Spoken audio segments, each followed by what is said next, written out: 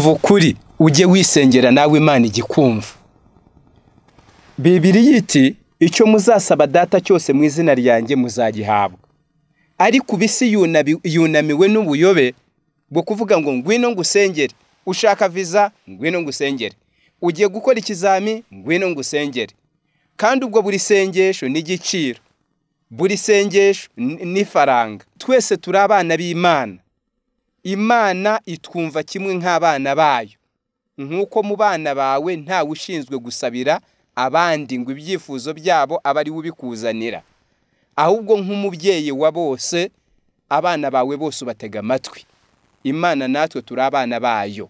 Ari pasiteri n'umwizera, twese Imana idutega amatwi, umva ukuri nawe ujye wisabira Imana irakumva ntukayobwe. Umuntu ati ibyaha byawe bimbwire mbikubwirira Imana ibikubabarire. Kubera iki? Ibyo si umucyo w'ijambo ry'Imana. Undi ati zana amafaranga yawe nyasengere nucuruza uzunguka. Umva ukuri uzajye wivugana n'Imana. Ingoma y'ubutambyi yavuyeho ntikiriho.